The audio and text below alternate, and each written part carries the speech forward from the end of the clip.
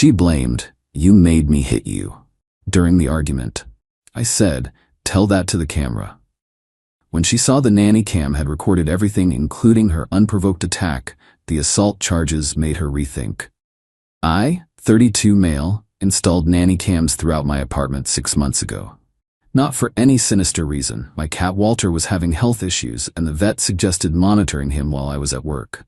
Got a good deal on a 4-camera system during Black Friday. 2 weeks ago, those cameras saved my life. Maybe literally. My girlfriend Cassandra, 28, and I had been together 2 years. Recently moved in together. First few months were fine. Then little things started. She'd throw my phone when angry. Slam doors so hard pictures fell off walls. Once broke my coffee mug because I forgot to text her. I'd be 10 minutes late from work.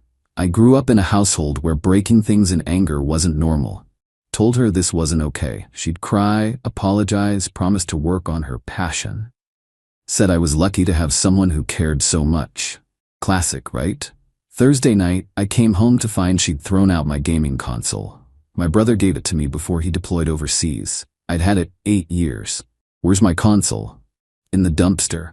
You spent 3 hours on it yesterday instead of talking to me.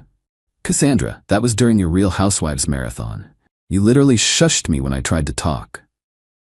It's different. My shows help me decompress. Your games are childish escapism. I went to check the dumpster. Already emptied. Console gone forever. You had no right to throw out my property. Our apartment. Everything here is ours. That's not how property law works. Oh, now you're a lawyer? Maybe if you'd gone to law school like I wanted, instead of staying in IT, we'd have a better life. I stayed calm. I make $85K a year. You work part-time at your dad's company for experience, but sure, I'm the problem. That's when she snapped. Literally saw her face change. She grabbed the ceramic lamp from the side table and swung it at my head. I ducked. It shattered against the wall behind me. You think you're so much better than me? She grabbed another decorative item, a heavy glass paperweight. Cassandra, stop. This is assault. Assault? You made me do this. Your disrespect. Your gaming. Your refusal to commit. When are we getting married? When are you proposing? It's been 2 years. We just moved in together 3 months ago. She threw the paperweight. Hit me in the shoulder. Hard. I'd have a bruise for weeks. You're too calm. Why aren't you fighting back? Fight for us. I'm not going to hit you, Cassandra. Because you don't care. You've never cared. I do everything for this relationship. Like throwing away my belongings, like hitting me. That's when she really lost it. Ran at me, nails out, and raked them down my face. 4 deep scratches from temple to jaw, blood immediately. I pushed her away. Not hard, just enough to create distance. You pushed me. You abuser. You pushed me. You just clawed my face open. You made me. This is your fault. You pushed me. I'll tell everyone you hit me. And that's when I said it. Tell that to the camera. She froze. What camera? I pointed to the bookshelf. The little nanny cam, disguised as a picture frame. Then to the one by the TV, the one in the kitchen, the one by the door. You've been spying on me? They're for Walter, but they just caught you assaulting me. Twice. Her face went white, then red. Then she did something I didn't expect, smiled. Doesn't matter. No one will believe you. Men don't get abused. I'll say you attacked me first, off camera. I was defending myself. Except the cameras show me walking in. They show the entire argument. They show you throwing things unprovoked. I'll delete them. They upload to the cloud automatically. She lunged for my phone. I stepped back, already pulling up the app. Blood still running down my face. I'm calling the police. You wouldn't dare. I'll ruin you. I'll tell everyone you're an abuser. My dad knows people. You'll lose your job. No one will hire you. Okay, I hit dial. Update 1. The police arrived within 20 minutes. I waited outside, held a towel to my face. Cassandra locked herself in the bedroom, frantically calling people. 2 officers showed up. Older woman, Detective Morrison, and a younger guy, Officer Hensley. They saw my face and immediately asked what happened. My girlfriend assaulted me. I have it on camera. They took pictures of my injuries. The scratches were deep, still bleeding. My shoulder was already purple from the paperweight. Ceramic shards everywhere, broken glass. Where is she now? Locked in the bedroom. They knocked. She came out looking perfectly composed. She'd changed clothes, now wearing a tank top that showed old bruises on her arms I'd never seen before. Her makeup was smeared like she'd been crying. "Officers, thank God you're here. He attacked me. Look at my arms." Detective Morrison barely glanced at them. "Ma'am, we need to see the security footage." Cassandra's face fell. "What footage?" I pulled up the app, handed them my phone. All 4 cameras had perfect angles. The entire 22-minute incident in HD, audio included. They watched her throw the lamp, throw the paperweight, scratch my face, me backing away the entire time, hands up, staying calm. The push that was clearly self-defense. "Ma'am, you're under arrest for domestic assault." But he pushed me. After you physically attacked him multiple times, you have the right to remain silent. The meltdown was epic. She screamed I'd set her up, that I'd provoked her off camera earlier, that I'd been emotionally abusing her for months, that the cameras were illegal, that her father would sue everyone. As they cuffed her, she looked at me with pure hatred. "This isn't over. You have no idea who you're messing with. My family will destroy you." After they left, I sat in my blood-splattered apartment and felt numb. Called my brother overseas. He was furious about the console but glad I was safe. Told me to lawyer up immediately. Found Garrett Hoffman through my company's legal assistance program. He watched the footage and whistled. "This is the clearest case of domestic violence I've seen. She's going away for this. But her family has money. Doesn't matter. This footage, this is game over. But you need to prepare. People like this don't go quietly." He was right. Update 2, Cassandra made bail the next day. Her father, Theodore, owns several restaurant franchises. Old money family. They hired Reginald Blackstone, apparently the best defense attorney money could buy. The restraining order was immediate and comprehensive. She couldn't come within 500 feet of me, my workplace, or the apartment. Had 24 hours with police supervision to collect her belongings. But the smear campaign had already started. First, her mother Patricia called me. I didn't answer. The voicemail. "How dare you have our daughter arrested like some common criminal? You've destroyed her future. We know what really happened. Drop the charges now or face the consequences." I forwarded it to Garrett. He smiled. "Witness intimidation. Keep them coming." Then the social media post started. Not from Cassandra, she was smart enough to stay quiet. But her friends? Her sisters, her cousins? Different story. Some men can't handle strong women and resort to lies and manipulation, just as for Cassandra. When he can't control you anymore, so he sets you up narcissistic abuse. My best friend would never hurt anyone. He's the real abuser. Believe women. They were careful not to use my name, but everyone in our circle knew. My Instagram went private after the 15th death threat. Then came the really dirty tricks. My landlord called. Someone reported I was running an illegal surveillance operation in the apartment. Had to show him the cameras were only in common areas, all legal. He was understanding but warned me Cassandra's family was well connected. My boss pulled me aside. Someone sent an anonymous email saying I was filming female coworkers without consent. I'd had to do a full audit of my work computer. Found nothing, obviously. But the rumor spread. Some female coworkers started avoiding me. My car tires were slashed. Twice. Building security footage showed someone in a hoodie, face covered. Couldn't prove who. But the worst part? Cassandra was telling everyone I'd been abusing her for months. She started a blog, Surviving Covert Narcissism, My Story. Got hundreds of sympathetic comments. She described events that never happened, painted herself as a victim who finally fought back. Garrett told me to document everything but stay quiet. Let her dig her own grave. Court dates in 3 weeks. That's what matters.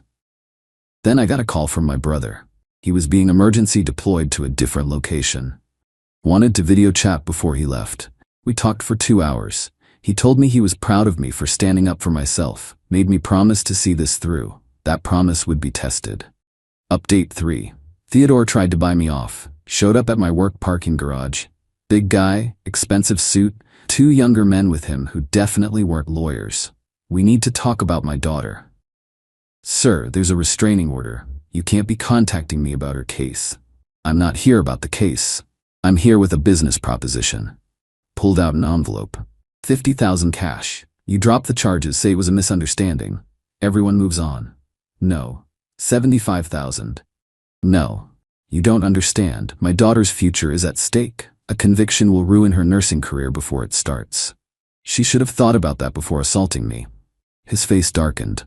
100,000, final offer. Take it or things get very difficult for you. Is that a threat? It's reality. I know people. Judges, prosecutors, police commissioners. Your little video won't matter if the right people decide it doesn't. I pulled out my phone. Speaking of videos, his eyes widened as he realized I'd been recording. You little? I'd choose your next words carefully, sir. Bribing a witness is a felony. So is intimidation. He stepped back, pointed at me. You're making a mistake. We offered you a way out. Remember that. They left. I immediately sent the video to Garrett and filed a police report. Theodore was arrested that night for witness tampering and attempted bribery. His bail was set at $200K. The trial date arrived. I thought I was prepared. I wasn't. Cassandra showed up looking like a different person. Hair in a conservative bun, minimal makeup, modest dress, glasses I'd never seen her wear. The poor, innocent victim. Her lawyer Blackstone was good. Really good. Ladies and gentlemen, what you'll see today is video of a woman pushed to her breaking point by months of psychological torture. Yes, she lashed out, but like a cornered animal, she was defending herself against an abuser who had systematically isolated her, controlled her and gaslit her for 2 years. They brought character witnesses, friends who testified about how scared Cassandra always seemed. How I was controlling and jealous, how she'd lost weight from stress. They had a psychologist testify about reactive abuse, how victims sometimes snap after prolonged psychological abuse, how the absence of prior video evidence didn't mean abuse hadn't occurred. They showed texts taken out of context. Me asking her not to go out with certain friends became controlling behavior. Me expressing frustration about her not contributing to rent became financial abuse. But then it was our turn.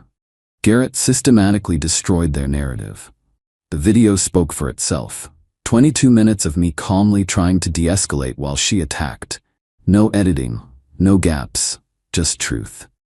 We had our own witnesses. My neighbors who heard her screaming at me through the walls for months. My coworker Bethany who saw her show up at work and cause scenes.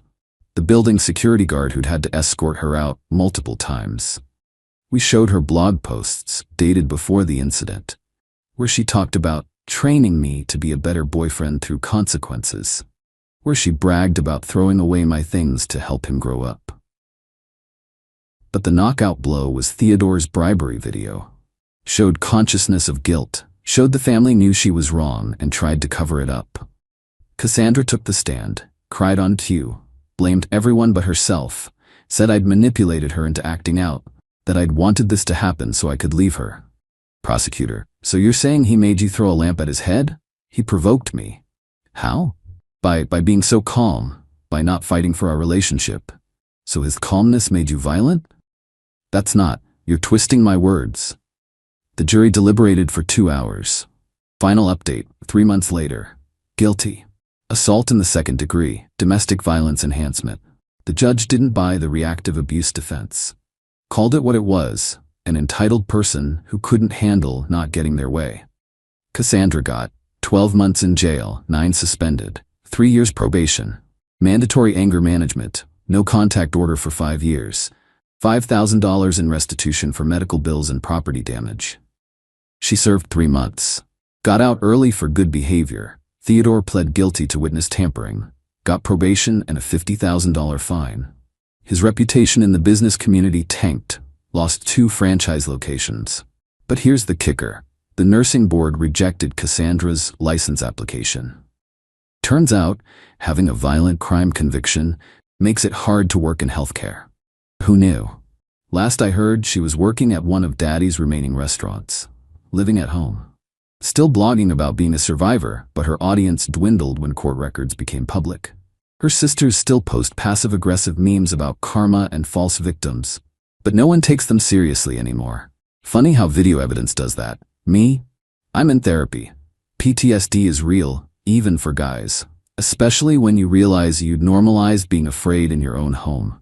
My therapist says I'm making progress. Moved to a new apartment, no cameras this time, don't need the reminder. Walter the cat is doing better. Turns out his health issues were stress-related. Wonder why. Started dating again last month. Very slowly, very carefully. She knows the story. Saw the video, it's public record now. First thing she said was, "I'm glad you're okay." My brother made it home safe, brought me a new gaming console from overseas. We play online every weekend now. Cassandra would hate that. Good. Sometimes I think about those cameras. $200 investment that saved my life. Without them, I'd be in jail right now. She'd have bruised herself up, called the cops, and that would have been it. Her word against mine. Who would believe the IT guy over the crying nursing student? The entitlement never stopped, even after jail. She sent a letter through her lawyer last week. Wants me to remove the court videos from public record because they're hindering her ability to move forward. Suggested I owed her that much after ruining her life. Garrett laughed for 5 straight minutes, sent back a one-word response, "No." To anyone reading this in a similar situation, document everything. Don't minimize it. Don't excuse it. Violence is violence, regardless of gender. And for God's sake, if someone shows you who they are, believe them the first time. Those cameras saved my life, but leaving saved my soul.